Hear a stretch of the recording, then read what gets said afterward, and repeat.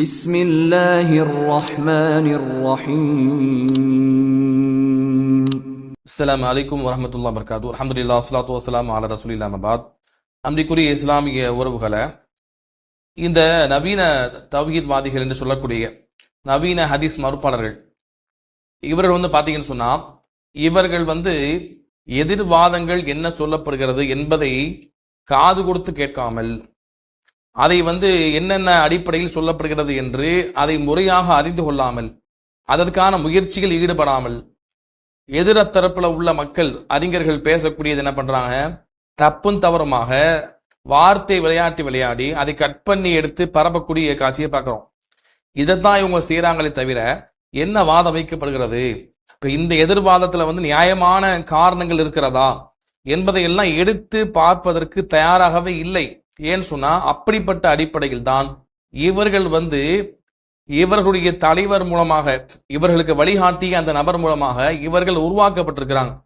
எதிர்வாதங்களை எடுத்து பார்க்கவே கூடாது, அதெல்லாம் அவர்கள் எல்லாம் குழப்பவாதிகள், அந்த வாதத்தை ஒதுக்க வேண்டும், அதெல்லாம் ஒண்ணுமே கிடையாது என்று டேமேஜ் செய்து, எதிர் தரப்பில் உள்ள ஆலிம்கள் பேசக்கூடிய எதையுமே எடுத்து கண்கொண்டு பார்க்க முடியாத அளவிற்கு இவர்கள் யாரை அறிஞர் என்று கருதுறாங்களோ அவர்கள் சொல்லக்கூடியதை மாத்திரம் என்ன எடுத்துக்கொண்டு அதை மாத்திரமே கண்மூடி பின்பற்றி நடக்கக்கூடிய மக்களாக இவங்களை பார்க்கிறோம். அதை தவிர்த்து எதிர்வாதங்களை எதையுமே எடுத்து படிக்காத, அதை உள்வாங்காத, அதை முழுமையாக கேட்காத மக்களாகத்தான் இருக்கிறாங்க. இப்படிப்பட்ட மக்கள் கொஞ்சம் சிந்திச்சு பாருங்க, இது எப்படி சத்தியமா இருக்கும்? சத்தியம்னா என்ன? எல்லாத்தையும் எடை போட்டு பார்க்க வேண்டும். எதிர்வாதங்கள் என்ன வைக்கப்படுகிறது, நியாயமான வாதங்கள் இருக்கிறதா இல்லையா என்று எல்லாத்தையும் எடை போட்டு பார்க்கணும். எதையுமே எடை போட்டு பார்க்காம என்ன செய்யறாங்க, கவர்ச்சிகரமா இவங்க அறிஞர் என்று நம்பக்கூடிய மக்கள் கவர்ச்சிகரமா பேசிட்டாங்கன்னா, அத எதிர்வாதங்கள் வைக்கக்கூடிய அறிஞருடைய அந்த வார்த்தையில ஏதாவது சருகுதல் இருந்தா, அல்லது இது இவங்களுக்கு சாதகமான அந்த பாயிண்ட் இருந்தா, அது என்ன செய்வாங்க, அதை எடுத்து போட்டு காண்பித்து அதை தவறாக சித்தரிச்சு சொன்னாங்கன்னா, அதுதான் இவங்க பேசியிருக்கிறாங்க, இவங்க மறுப்புல வேற எதுவுமே கிடையாது என்று இவர்களாக முடிவு செய்து கொண்டு என்ன செய்யறாங்க, இவர்களாக அந்த எதிர்வாதங்களை எடை போடக்கூடிய காட்சியை பார்க்கிறோம்.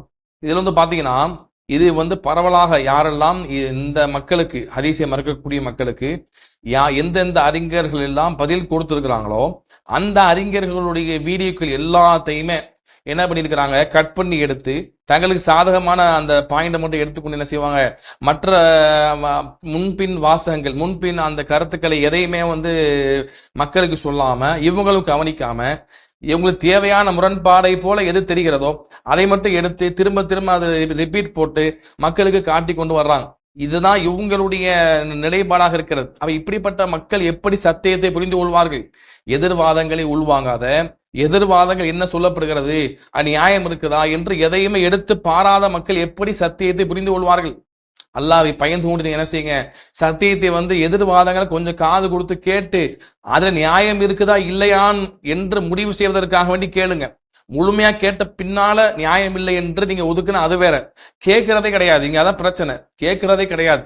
யாரெல்லாம் இந்த ஹதீஸ் மறுப்புக்கு எதிராக பதில் கொடுக்குறாங்களோ அவங்க வாதங்கள் எதையுமே கேட்காம, அவங்கெல்லாம் அறிஞரே கிடையாது, அவங்கெல்லாம் மாத்தி பேசுவாங்க, முன்னுக்கு பின் முரணா பேசுவாங்க சொல்லி சம்மந்தம் இல்லாம இவங்க யாரை அறிஞர் என்று கருதுறாங்களோ அவர்கள் கட் பண்ணி போட்ட காண்பித்ததை மாத்திரம் வைத்துக்கொண்டு எதிர்த்தரப்பு அறிஞர்களை முடிவு செய்து அவர்களின் வாதங்கள் எதையுமே காது கொடுத்து கேட்காத மக்களாகத்தான், வெளிப்படையா சொல்வதா இருந்தா ஆட்டு மந்தைகளாகத்தான் இவர்கள் அனைவருமே உருவாக்கப்பட்டிருக்கிறாங்க. என்ன பண்றாங்க, இதை நாம பேசியது என்ன பண்றாங்க, முன்னுக்கு பின் முரண் என்று அதை கட் பண்ணி பரப்பக்கூடிய காட்சியை நம்ம பாக்குறோம். அப்ப இப்படிப்பட்ட மக்களுக்கு நம்ம ஒண்ணு சொல்றோம், நீங்க முதலாவது என்ன செய்யுங்க, முறையாக எதிர்த்தரப்புல வைக்கப்பட்ட வாதங்களை எடுத்து பாருங்க. சம்பந்தம் இல்லாம என்ன செய்யறீங்க, ஏதாவது அவங்களுக்கு சாதகமாக நீங்க யார அறிஞர் நம்புறீங்களோ அந்த மக்கள் தங்களுக்கு சாதகமா ஏதாவது சொல்லி வச்சிருப்பாங்க, அதையே என்ன செய்யறீங்க, அதை மட்டும் நம்பிக்கொண்டு அதைத்தான் எதிர்த்தரப்புல உள்ளவங்க சொல்றாங்க என்று நீங்க எதிர்த்தரப்புல உள்ளவங்களுடைய வாதங்களை முழுமையாக கேட்காமல் எடை போடாதீங்க. அப்படி நீங்க இருந்தீங்கன்னா உங்களுக்கு சத்தியம் என்பது கிடைக்காமல் போய்விடும்.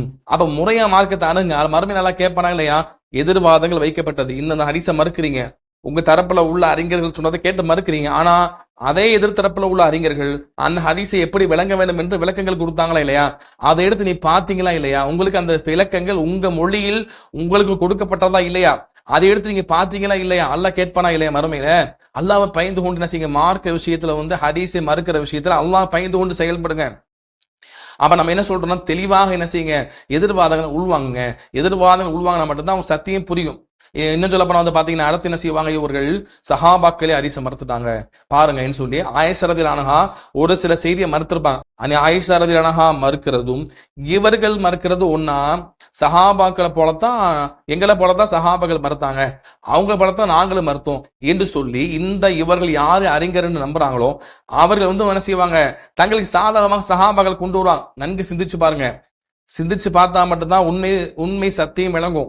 அதாவது மேலோட்டமாக வாதங்களை உள்வாங்கினோம்னா நமக்கு அதுதான் சத்தியம் தெரியும். அதுக்கான பின்னணி காரணம் என்ன என்பதை எல்லாம் பிரிச்சு ஆராய்ந்து பார்த்தா மட்டும்தான், நம்ம முறையாக படிச்சா மட்டும்தான் சத்தியம் விளங்கும். சஹாபாக்கள் வந்து ஹதீஸை மறுத்ததாக இருக்கட்டும், அவர்கள் உங்களை போல அல்ல. ஏன்னு சொன்னா சஹாபாக்களுக்கு எல்லா செய்தியும் தெரியாது.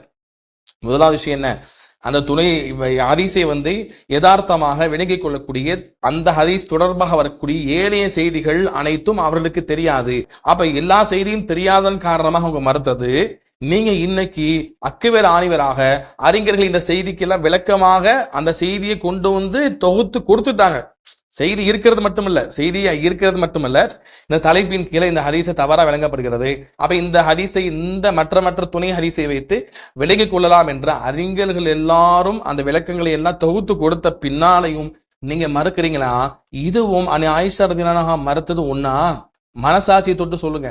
அதே போல வந்து பாத்தீங்கன்னா, ரெண்டாவது வந்து பாத்தீங்கன்னா, இன்னொரு அங்க சஹாபாக்கள் காலத்துல வந்து சாட்சிகள் வந்து நிரூபிக்கப்படாம இருந்ததன் காரணமா மறுத்தாங்கன்னு பார்க்கலாம். இப்ப 2 சாட்சிகள் வந்து சொல்லாததன் காரணமா என்ன பண்ணிருக்கிறாங்க, ஆயிஷா ரலியல்லாஹு அன்ஹா, உமர் ரலியல்லாஹு அன்ஹு எல்லாம் மறுத்ததை நம்ம பாக்குறோம். இதுல வந்து சாட்சிகள் வந்து 2 பேரும் சொல்லல, எனவேதான் என்ன பண்ணாங்க, இதை வந்து சந்தேகிச்சாங்கன்னு பாக்குறோம். உமர் ரலியல்லாஹு என்ன சொல்லுவாங்க, ஒரு ஃபாத்திமா பின்த் கைஸ்ன்னு சொல்லக்கூடிய ஒரு சஹாபி பெண்மணி வந்து என்ன செய்வாங்க, ஒரு செய்தியை சொல்லுவாங்க, அதை மறுப்பாங்க. அப்ப அதுல என்ன சொல்லுவாங்க, நான் ஒரு பெண்ணுடைய சாட்சிக்காக என்ன செய்ய மாட்டேன், அந்த அல்லாஹ்வுடைய வசனத்துல உள்ளதை வந்து நான் மறுத்துற மாட்டேன் என்று அவங்க சொல்லுவாங்க. அப்ப வந்து தெளிவாக என்ன செய்யறாங்க, இன்னொரு சாட்சியை கொண்டு வர வேண்டும் என்று அவங்க சொல்றாங்க. இன்னும் மற்ற செய்தியில பாக்குறோம், ஒரு சஹாபி சலாம் சொல்லிட்டு என்ன செய்வாரு, வெளியே போயிடுவார். அப்ப திரும்பி கூட்டு கேட்கும் பொழுது உமர் ரலியல்லாஹு என்ன செய்வாங்க, ஏன் நீங்க வந்துட்டு போயிட்டீங்கன்னு கேட்கும் பொழுது 3 தடவை சலாம் சொல்லிட்டு வெளியே போயிட்டா, பதில் வரவில்லை என்றால் வெளியே சென்று விட வேண்டும் என்று ரசூலுல்லாஹ் சொல்லிட்டாங்க என்று சொல்லுவாங்க. அப்ப அதுக்கு சாட்சி கொண்டு வாங்கன்னு கேட்பாங்க. ஏன் அந்த இடத்துல அந்த ஹதீஸ் ஏற்றுக்கொள்ளல? அவங்க 2 சாட்சி கேட்கறாங்க. 2 சாட்சி தான் அது ஹதீஸ்ல நமக்கு பார்க்கிறோம். 2 சாட்சி என்பது ஒரு விஷயத்தை ஏற்றுக்கொள்வதற்கான அளவுகோலா சொல்லப்பட்டிருக்கு. அப்ப 2 சாட்சி வந்து சொல்லாததன் காரணமா தான் அவங்க அதை சந்தேகப்பட்டாங்களே தவிர, இன்றைக்கு இவர்களை போல எல்லா சஹாபாக்களும், பல பேர் சஹாபாக்கள், இப்ப கண்ணீர் ஹதீஸா இருக்குதான், பல சஹாபாக்கள் வாயில வந்திருக்குது, பல்வேறு மக்கள் சாட்சி சொல்லியிருக்கிறாங்க, எல்லாரும் அதை எடுத்துக்கொண்டு வந்திருக்கிறாங்க, அறிவிப்பாளர் வருஷ தரம் பிரிக்கப்பட்டு தெளிவாக இருக்கிறது. இப்படி உள்ள காலத்துல இவங்க மறுக்கிறதும், அந்த ஹதீஸ் அறிவிக்கக்கூடிய சஹாபாக்கள் 2 பேர் வந்து சாட்சி சொல்லாததன் காரணமாக நீங்க தவறா விளங்கியிருப்பீங்க என்று எதிர்த்தரப்புல சொல்ல ஹதீஸை அறிவிச்சு அந்த சஹாபிட்ட இவங்க சஹாபாக்கள் சொன்னது, சஹாபாக்கள் ஆயிஷா ரலியல்லாஹு அன்ஹா, உமர் ரலியல்லாஹு அன்ஹு சொன்னது வந்து அதுவும் இது ஒன்னா, 2மே ஒண்ணு கிடையாது. அது வேற நிலை, இது வேற நிலை. அப்ப அன்றைக்கு இருந்த காலகட்டத்துல உள்ள அவங்க அந்த ஹதீஸை எடை போட்டது வந்து இன்னைக்கு உங்க ஹதீஸ் எடை போடுறாங்களா இல்லையா, இதுவும் அதுவும் ஒண்ணு கிடையாது. ஒரு பேச்சுக்கு வந்து அவங்க வந்து இவங்களை போல ஹதீஸை மறுத்ததா இருந்தாலும் அவங்க என்ன செய்யல, எங்களை போல வந்து ஹதீஸை யாரெல்லாம் மறுக்கலையோ அவங்களெல்லாம் குர்ஆன் மறுப்பாளர்கள் என்ற அந்த வாதத்தை இவர்களை போல அவங்க வைக்கல. யாரெல்லாம் எங்களை போல வந்து ஹதீஸை மறுக்கலையோ அவங்களெல்லாம் வழிகேடர்கள், அவங்கள முஷ்ரிக்கீன்கள், சூனி ஹதீஸ் ஏற்றுக்கொண்டா முஷ்ரிக்கீன்கள், கண்ணர் ஹதீஸ் ஏற்றுக்கொண்டா முஷ்ரிக்கீன்கள், மற்ற ஹதீஸை ஏற்றுக்கொண்டா அவங்க குர்ஆன் மறுப்பாளர்கள், வழிகேடர்கள் என்று சொல்லவில்லை.